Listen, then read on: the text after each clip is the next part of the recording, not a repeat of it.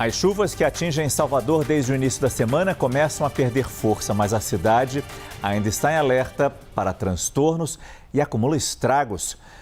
Vamos com as informações do tempo com Marco Antônio Mendes. Qual é a principal preocupação nesse momento em que a gente sabe a chuva vai embora, mas os estragos muitas vezes ficam, a limpeza começa nesse momento, né, Marco? Boa noite. Boa noite, Márcio. Boa noite para você também, Márcio. E também tem uma outra preocupação, é que como o solo também está muito encharcado e há previsão de um pouco mais de chuva até o fim de semana, isso aí abre risco para deslizamentos de terra.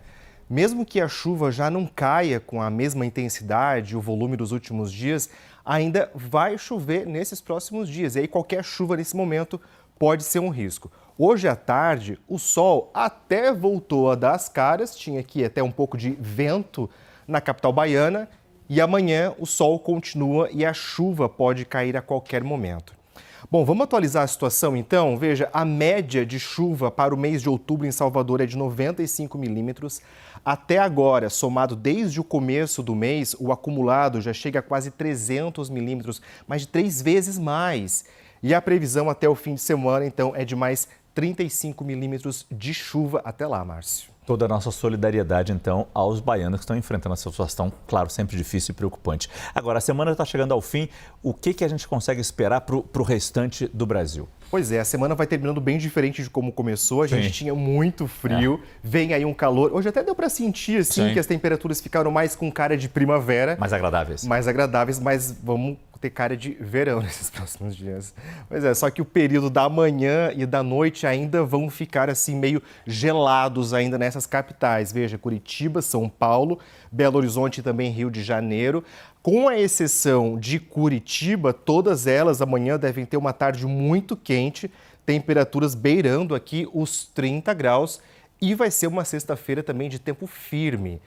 Tempo firme também, onde a gente vê aqui em amarelo no nosso mapa, praticamente grande parte do Brasil, desde o Rio Grande do Sul até o interior do Nordeste também.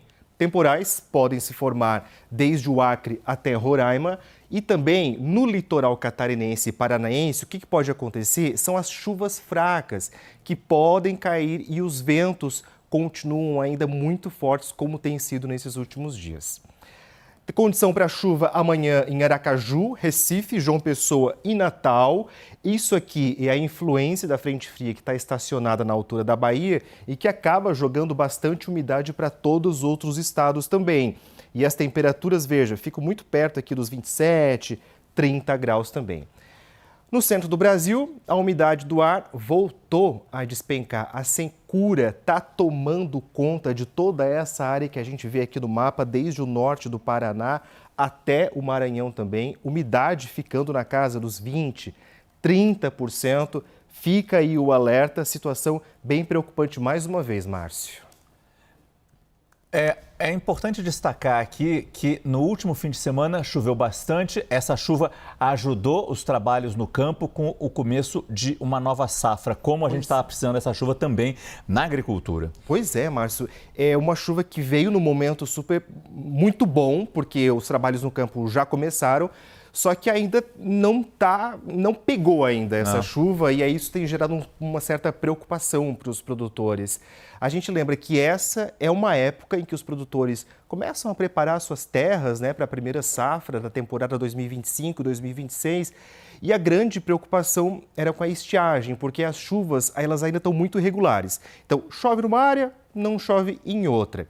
Vamos ver aqui o mapa de estiagem que foi registrado entre setembro e agora em outubro. Veja, em setembro, essa área que está aqui em marrom praticamente domina o centro do Brasil. E aí, com as chuvas voltando, principalmente nesse fim de semana, a gente vê que a situação já vai melhorando um pouco, trazendo aquele alívio para os produtores. A exceção ainda continua sendo do norte de Minas Gerais ao interior do Nordeste, mas a expectativa para esse ano é boa. O Laninha deve ajudar no regime de chuvas no campo, é o que diz o agrometeorologista Marco Antônio Santos. Vamos acompanhar. Em anos de Laninha, apesar de trazer secas para o sul, as demais regiões do Brasil têm safras muito boas. Então, normalmente, em anos de Laninha, você tem safras boas, porém com essas nuances que podem acarretar uma outra cultura por conta do excesso de dias chuvosos.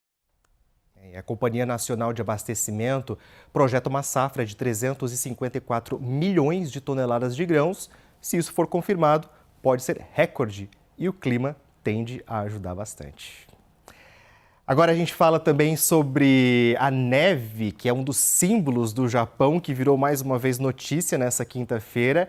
O Monte Fuji recebeu neve pela primeira vez nesse ano, Márcio. Só que por que isso é notícia? Por que a gente está falando sobre isso? É notícia porque essa neve no Monte Fuji veio com um atraso em relação à média registrada desde que as medições começaram.